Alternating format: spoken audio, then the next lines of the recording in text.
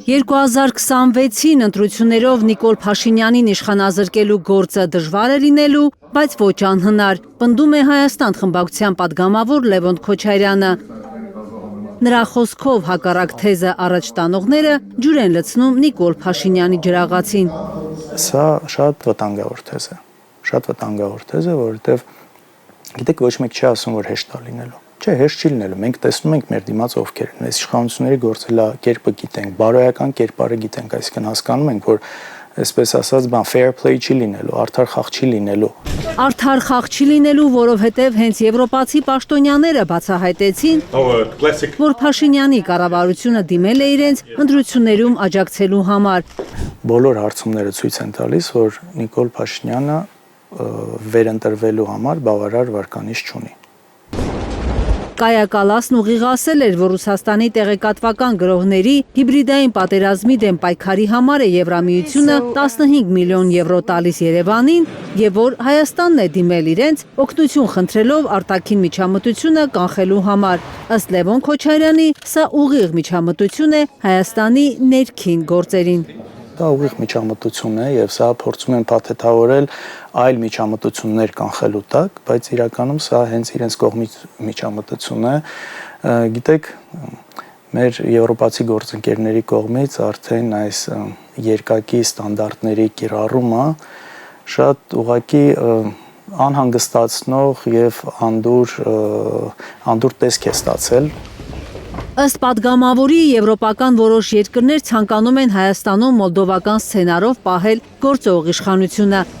որովհետև աշխարհաքաղաքական առումով այս պահին Փաշինյանը սպասարկում է իրենց շահերը։ Սրան հակազդելու այսպես գործիքակազմ ունենք, որի մասին դեռևս չենք խոսի, բայց այս պլանավորման ընթացքի մեջ է եւ կարծում եմ, որ այն ինչ նրանց մոտ ստացվել է անել Մոլդովայում, Հայաստանում չի հաջողվել։ Հայ հոգևորականի են ներս տանում։ Լևոն Քոչարյանը նկատում է այս պահին եվրոպական որոշ երկրներ աչք են փակում իշխանության հակաժողովրդավարական քայլերի վրա։ Մինչդեռ 2018-ից առաջ մեծ աղմուկ էին բարձրացնում անգամ աննշանակալի իրավախախտումների ժամանակ։ Իշխանությունների ձեռքը բռնող կար։ Հիմա մենք 18 թվականից հետո տեսնում ենք, որ սա բացարձակապես չկա եւ այն նույն գործողությունները եւ շատ ավելի լկտի ձևով, որը անում է այս իշխանությունը, պարզապես ոչ մի հետևանք չի ունենում, ոչ մի արձագանք չի ունենում նրանց կողմից։ Այսինքն կանաչ լույս են վառել Նիկոլ Փաշինյանի համար։ Կանաչ լույս կա, մենք գիտենք բազմաթիվ են ապօրինի ձերբակալությունները, դատավարությունները, թիմ ընտրությունների միջամտությունները, արդյունքների վրա ազդելու փորձերը, վարչական լծակներ օգտագործելը, ազատ խոսքի նկատմամբ ճնշումները եւ չկա այն արձագանքը, գոնե մոտիկ չէ այն արձագանքին, ինչը եղել է մինչեւ 18 թիվը եւ այստեղ մենք շատ հստակ տեսնում ենք երկակի ստանդարտներ։ Քոչարյանը սկանդալային տեղեկություն է հայտնում։ Եվրոպացի պաշտոնյաներից շատերը իրենց հետ հանդիպումներում խոստովանում են այդ մասին։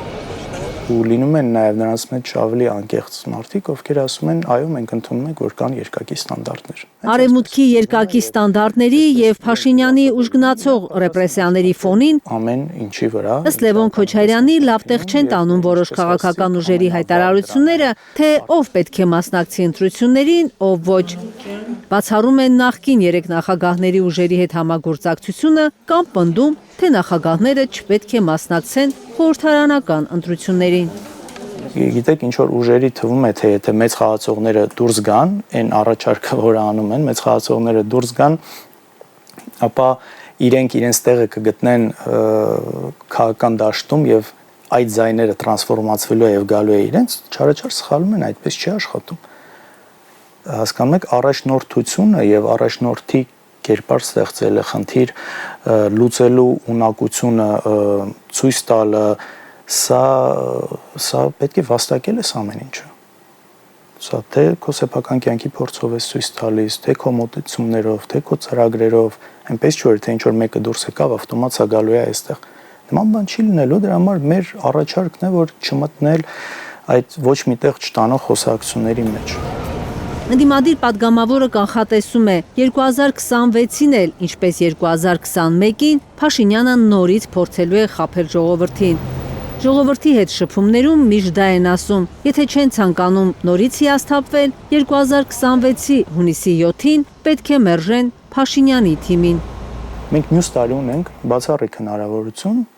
այդ սուտ խոսացող, խառնակիչ, գցող մարդուց ուղղակի ձերբազատվելու։ Կարնե Մանգասարյան, Էլեն Յահինյան, Հայլուր։ Հայաստանում եւ աշխարհում տեղի ունեցող իրադարձությունների մասին առաջին իմանալու համար բաժանորդագրվեք մեր ալիքին, սեղմեք զանգակը, որ բաց չթողնեք ամենահրատապը, ամենակարևորն ու հետաքրքիրը։